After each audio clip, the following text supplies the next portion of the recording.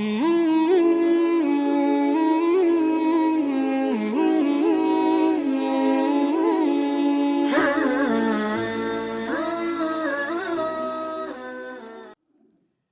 الحمد لله نحمده ونستعينه ونستغفره ونؤمن به ونتوكل عليه ونعوذ بالله من شرور أنفسنا ومن سيئات أعمالنا من يهده الله فلا مضل له ومن يضلل فلا هادي له وأشهد أن لا إله إلا الله وحده لا شريك له وأشهد أن محمدًا عبده ورسوله أما بعد فإن خير الحديث كتاب الله وخير الهدي هدي محمد صلى الله عليه وسلم وشر الأمور محدثاتها وكل محدثة بدعة وكل بدعة ضلالة وكل ضلالة في النار. أعوذ بالله من الشيطان الرجيم. بسم الله الرحمن الرحيم. يا أيها الذين آمنوا اتقوا الله حق تقاته ولا تموتن إلا وأنتم مسلمون. يا أيها الناس اتقوا ربكم الذي خلقكم من نفس واحدة وخلق منها زوجها وبث منهما رجالا كثيرا ونساء واتقوا الله الذي تساءلون به والأرحام إن الله كان عليكم رقيبا. يا أيها الذين آمنوا اتقوا الله وقولوا قولا سديدا يصلح لكم أعمالكم ويغفر لكم ذنوبكم ومن يطع الله ورسوله فقد فاز فوزا عظيما. وقال الله تبارك وتعالى في موضع آخر. أعوذ بالله من الشيطان الرجيم. بسم الله الرحمن الرحيم. يا أيها الذين آمنوا قوا أنفسكم وأهليكم نارا.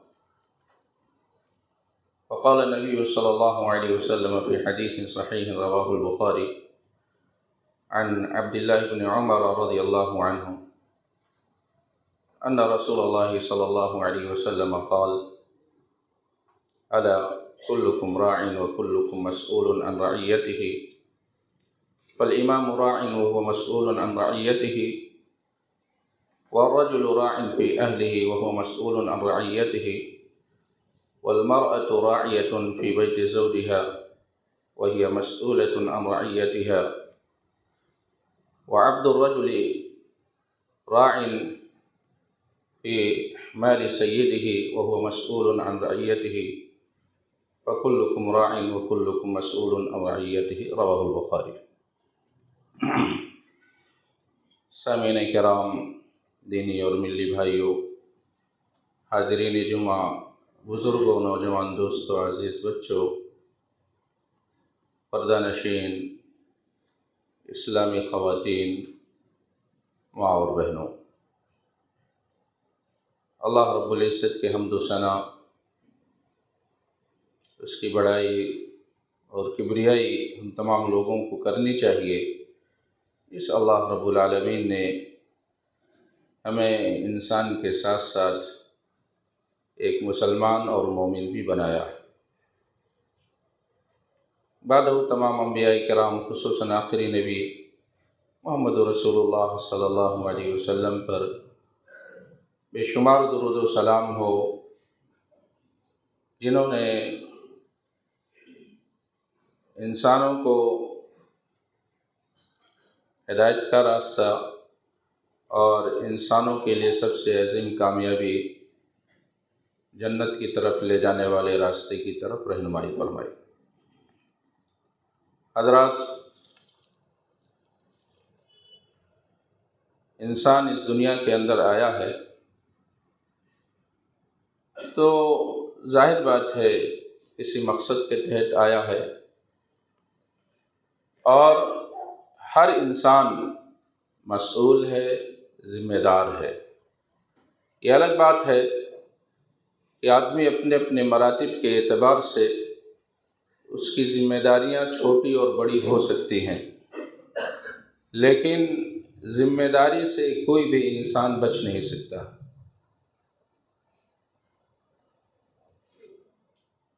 معاشرے کے اندر خیر ہو، بھلائی ہو، توحید ہو، یہ ذمہ داری مسلمانوں کی ہے، اور خاص طور سے وہ لوگ جو معاشرے کے، ملک کے، سماج کے ذمہ دار ہوں، ان لوگوں کی ذمہ داریاں مزید بڑھ جاتی ہیں۔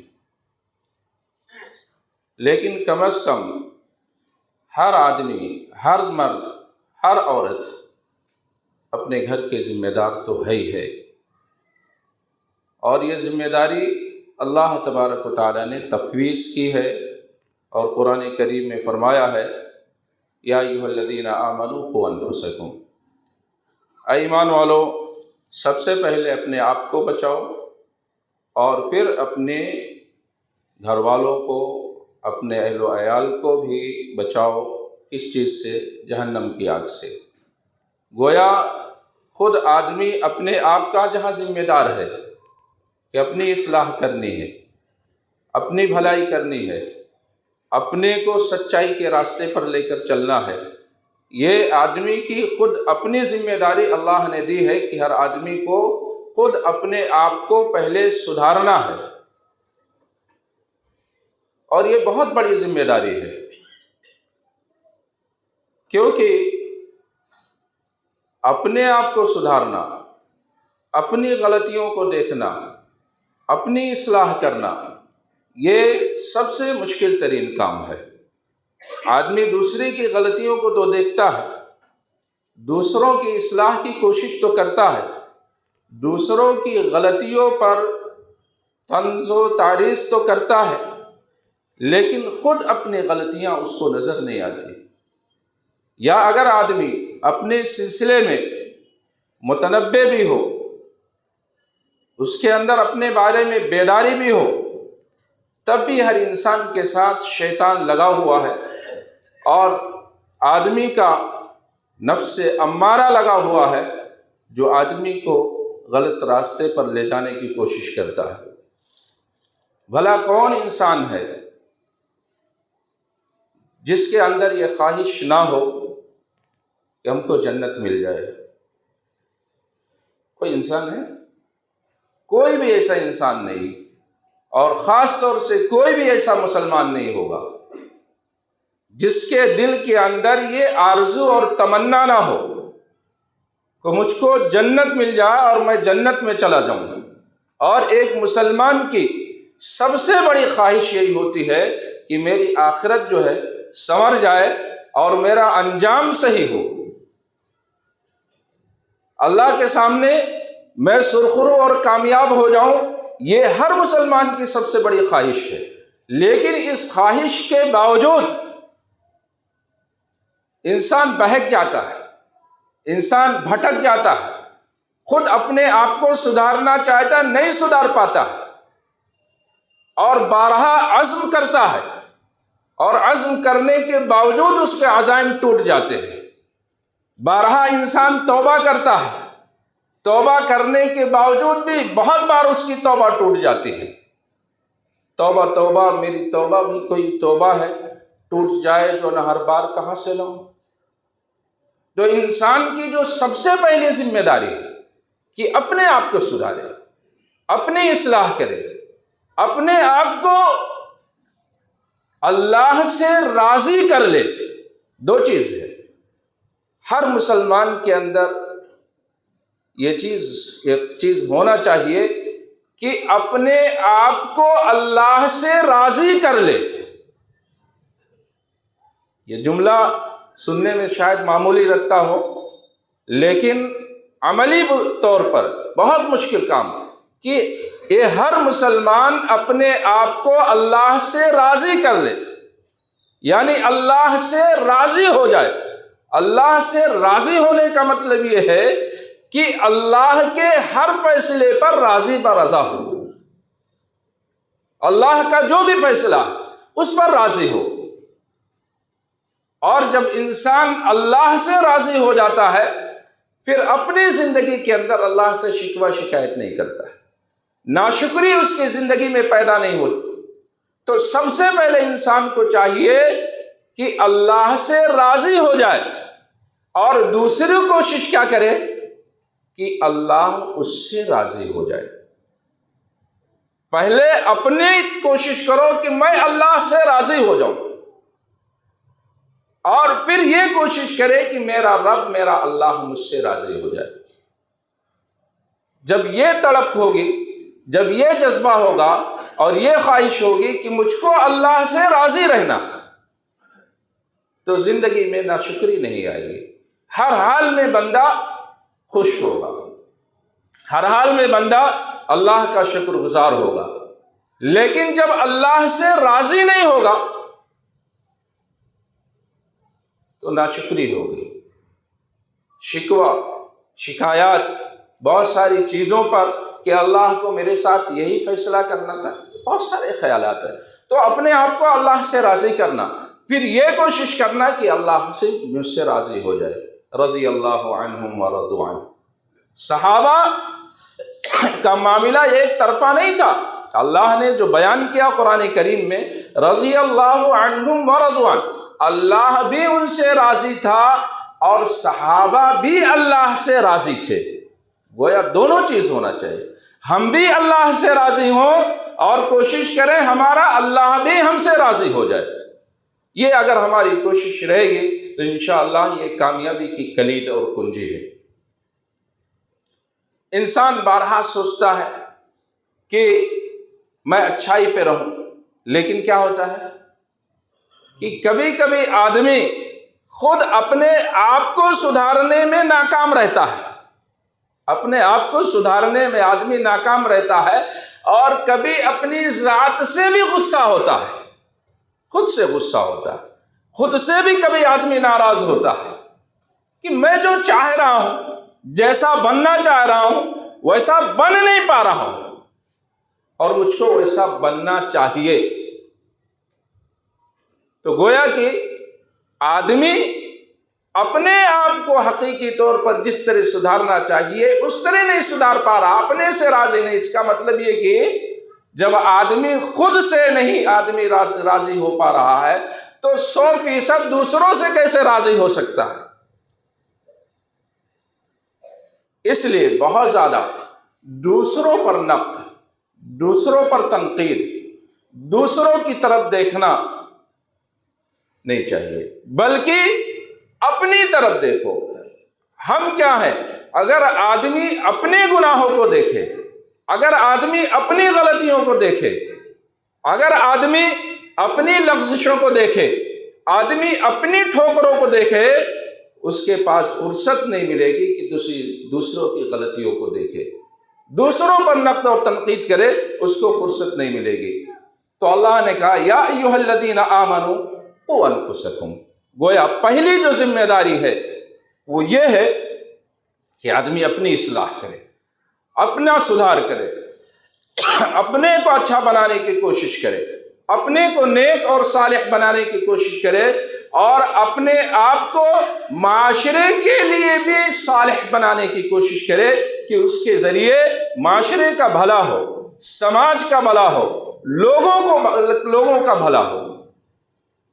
اور جب آدمی اپنے لیے کوشش کرتا رہے اور اپنے آپ کو سدھارنے کی کوشش کرے، پھر اس کی یہ بھی ذمہ داری ہے، کم از کم جو ذمہ داری ہے کہ ہر آدمی اپنے گھر کی اصلاح کرے۔ گھر میں بہت سے لوگ ہو سکتے ہیں، گھر میں بال بچے ہیں، بیٹے ہیں، بیٹیاں ہیں، بہنیں بھی ہو سکتی ہیں، بھائی بھی چھوٹے ہو سکتے ہیں، دیگر لوگ بھی اس کے ماتحت میں ہو سکتے ہیں، اس کے ہاں کام کرنے والے بھی ہو سکتے ہیں، اس کے ہاں مزدور اور ملازم بھی ہو سکتے ہیں، بہت سارے ماتحت ہو سکتے ہیں۔ یہ آدمی کی ذمہ داری ہے کہ ان کی بھی اصلاح کی کوشش کرے، ان کو بھی سچائی کے راستے پر لگائے اور ان کو بھی جہنم کے راستے سے بچائے۔ اللہ کے رسول صلی اللہ علیہ وسلم نے فرمایا، عبداللہ ابن عمر رضی اللہ تعالیٰ عنہ حدیث کے راوی ہیں، وہ فرماتے ہیں کہ اللہ کے رسول صلی اللہ علیہ وسلم نے فرمایا، الا، دیکھو غور سے سن لو، الا، غور سے سنو، کلکم راع وکلکم مسئول عن رعیتہ، تم میں سے ہر شخص جو ہے ذمہ دار ہے، اور ہر شخص سے اس کی ذمہ داری کے بارے میں اللہ سوال پوچھے گا، پوچھ گچھ کرے گا۔ فالامام راع، امام جو ہے اگوا، اب وہ مسجد کا بھی امام ہو سکتا ہے۔ ظاہر بات ہے اگر کوئی مسجد کا امام ہے تو محلے کے لوگوں کی اصلاح کی اس کی ذمہ داری ہے، وہ محلے کے لوگوں کی اصلاح کرے، وہاں جو برائیاں ہیں اس کو ختم کرنے کی حتی الامکان کوشش کرے، وہاں جو معاشرے کے اندر شر ہے اس شر کو ختم کرنے کی کوشش کرے۔ اسی طرح کوئی کسی گاؤں اور قریے کا ذمہ دار ہے تو اس کی ذمہ داری ہے کہ گاؤں اور قریے کی اصلاح کی کوشش کرے، وہاں خیر اور بھلائی کی کوشش کرے، وہاں اچھا ماحول اور اچھا معاشرہ دینے کی کوشش کرے۔ اگر کوئی آدمی اور بڑے پیمانے کا ذمہ دار ہے تو اس کی ذمہ داری ہے کہ اس پیمانے پر وہ جو ہے ذمہ داری کو ادا کرے۔ اور کوئی آدمی کسی ملک کا ذمہ دار ہے تو اس کی ذمہ داری مزید بڑھ جاتی ہے کہ وہ ملک کے پیمانے پر عوام کی بھلائی کے کام کرے، ان کے لیے وہ کام کرے جو ان کے لیے بہتر ہو، ان کے حق میں بھلا ہو۔ کیوں؟ اگر کوئی شخص ذمہ دار ہے اور ذمہ داری ادا نہیں کرتا ہے تو اللہ کے رسول صلی اللہ علیہ وسلم نے فرمایا کہ اگر کسی شخص کو اللہ ذمہ داری دے رہا ہے، اب وہ چاہے ذمہ دار گاؤں کا ہو، کسی شہر کا ہو، کسی ملک کا ہو، کسی اسٹیٹ اور صوبے کا ہو، یا کسی گھر کا ذمہ دار ہو، اور اللہ کے رسول نے فرمایا کہ اور وہ اس ذمہ داری کو ادا نہیں کر رہا بلکہ اپنے ماتحتوں کے ساتھ دھوکہ کر رہا ہے، اور اس کی اس حال میں موت آتی ہے کہ اپنے ماتحتوں کے ساتھ دھوکہ کرتے ہوئے، انہیں دھوکہ دیتے ہوئے۔ کیوں؟ آدمی ذمہ دار کو کیا سمجھتا ہے کہ یہ ہمارے حق میں فیصلہ کرے گا، یہ ہمارے ساتھ خیر خواہی کرے گا، یہ ہمارے ساتھ بھلائی کا معاملہ کرے گا، یہ سمجھتا ہے۔ گھر کا کوئی ذمہ دار ہے تو جو ماتحت ہوتے ہیں وہ یہی سوچتے ہیں کہ اگر ہمارا باپ ہے تو ہمارے لیے بہتر ہی سمجھ کے کرے گا، ہمارے لیے اچھا ہی کرے گا۔ لیکن آدمی کیا ہے؟ بجائے اپنے ماتحتوں کے ساتھ خیر کا اور بھلائی کا کام کرنے کے ان کو دھوکہ دیتا ہے، دغا بازی کرتا ہے ان کے ساتھ، جو ان کے مصالح اور بھلائی کی چیزیں ہیں اس کے بجائے ان کے ساتھ غلط فیصلے کرتا ہے۔ تو اللہ کے رسول صلی اللہ علیہ وسلم نے فرمایا حرم اللہ علیہ الجنہ، ایسے شخص پر اللہ نے جنت کو حرام کر دیا۔ ذمہ دار اگر ذمہ داری کو ادا نہیں کرتا، اپنے ماتحتوں، اپنی رعایا کے ساتھ، اپنے زیر نگر لوگوں کے ساتھ اگر وہ دھوکے سے کام لیتا ہے تو ایسے دھوکے باز کے بارے میں اللہ کے رسول نے فرمایا اللہ نے اس کے اوپر جنت کو حرام کر دیا۔ اسی طرح اللہ کے رسول صلی اللہ علیہ وسلم نے آگے حدیث کے اندر فرمایا وَالرَّجُلُ رَاعٍ فِي أَهْلِهِ، مرد جو ہے اپنے گھر کا ذمہ دار ہے۔ مرد کی ذمہ داری ہے کہ وہ گھر کے اندر اچھا ماحول پیدا کرے، صالح معاشرہ پیدا کرے، اچھے بچوں کی اچھی تربیت کرے۔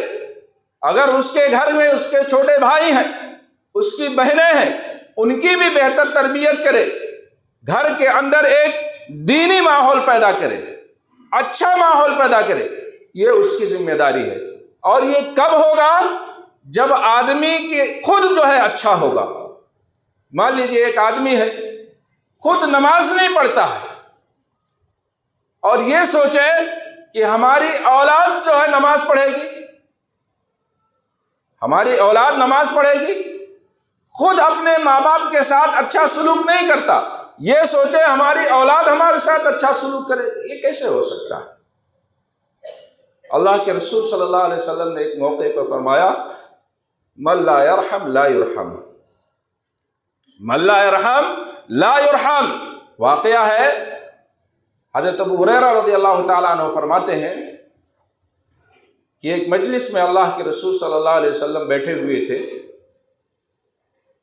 اتنے میں اس مجلس کے اندر حسن بن علی آپ کے نواسے آتے ہیں، تو اللہ کے رسول صلی اللہ علیہ وسلم نے قبل حسن بن علی رضی اللہ عنہ، اللہ کے رسول صلی اللہ علیہ وسلم نے اپنے نواسے کو لیا اور ان کو چومنے چاٹنے لگے، اپنے چھوٹے سے نواسے کو چومنے چاٹنے لگے۔ وہیں ایک صحابی بیٹھے ہوئے تھے، اقرع ابن حابس رضی اللہ تعالی عنہ، انہوں نے تعجب سے کہا یا رسول اللہ صلی اللہ علیہ وسلم، آپ بچوں کو چومتے چاٹتے ہیں؟ ارے میری 10 اولادیں ہیں، ان علی 10 اولاد، میرے پاس 10 اولادیں ہیں، میں نے کبھی آج تک ان کو چوما چاٹا نہیں۔ تو اللہ کے رسول صلی اللہ علیہ وسلم نے کیا اس موقع پہ فرمایا؟ من لا یرحم لا یرحم، رحم کا معاملہ نہیں کرو گے تو تمہارے ساتھ بھی رحم کا معاملہ نہیں ہوگا۔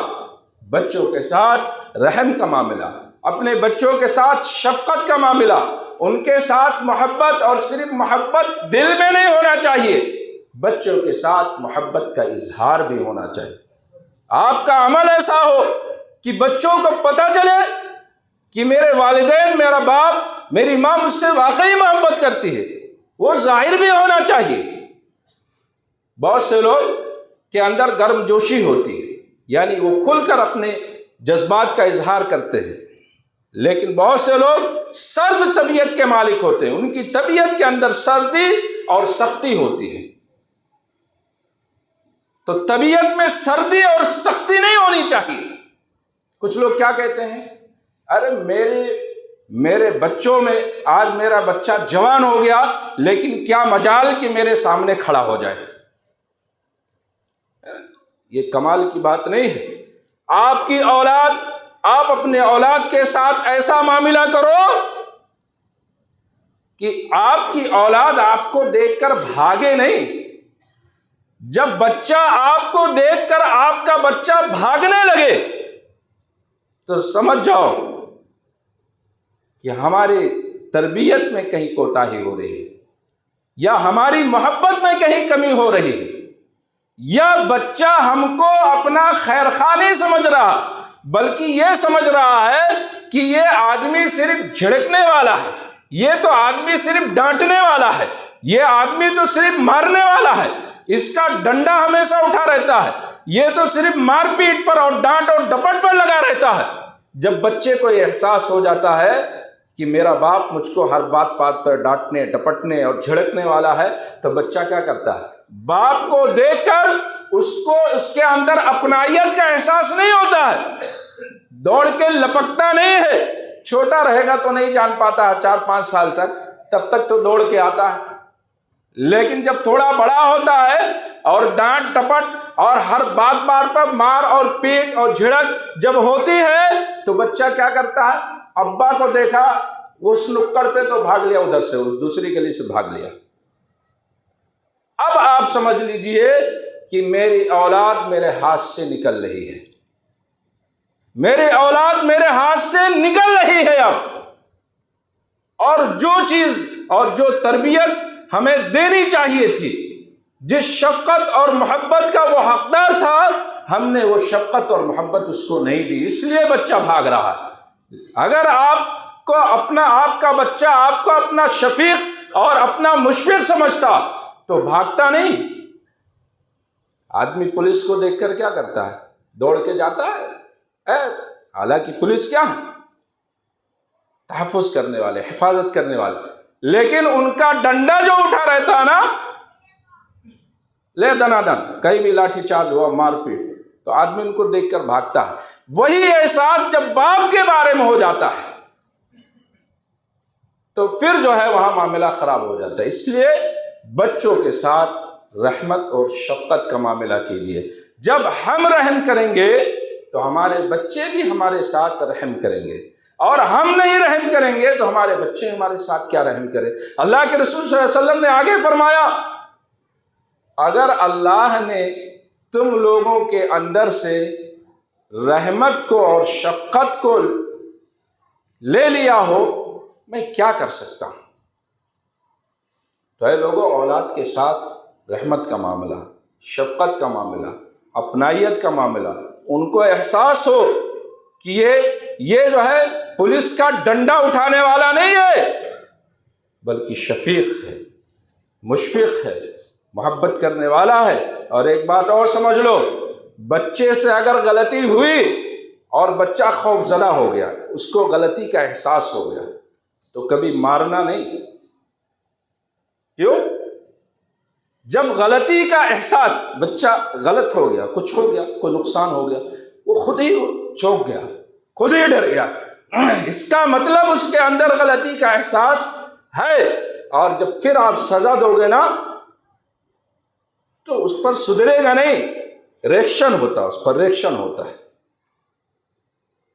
وہ خود سوچ رہا کہ مجھ سے غلط ہو گیا، غلطی ہو گئی، اور پھر آپ نے دو چار جڑ دیا اس کو، تو اصلاح نہیں ہوگی، ریئیکشن پیدا ہوگا۔ اس لیے آپ ڈنڈا اٹھانے والے، باتوں باتوں پر جھڑکنے والے، باتوں باتوں پر مارنے والے ماں باپ مت بنیے، مشفق اور مہربان باپ بنیے۔ من لا یرحم لا یرحم، جو رحم نہیں کرتا اس پر رحم نہیں کیا جاتا۔ باتیں بہت سی ہیں، ٹائم ختم ہو گیا ہے۔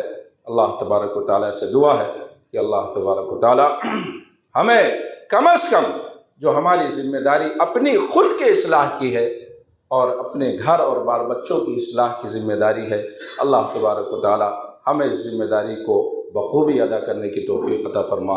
آمین، تقبل یا رب العالمین۔ بارک اللہ لی ولکم فی القرآن العظیم، ونفعنی وإیاکم بالآیات والذکر الحکیم، انہ تعالی جواد کریم ملک غفور رحیم۔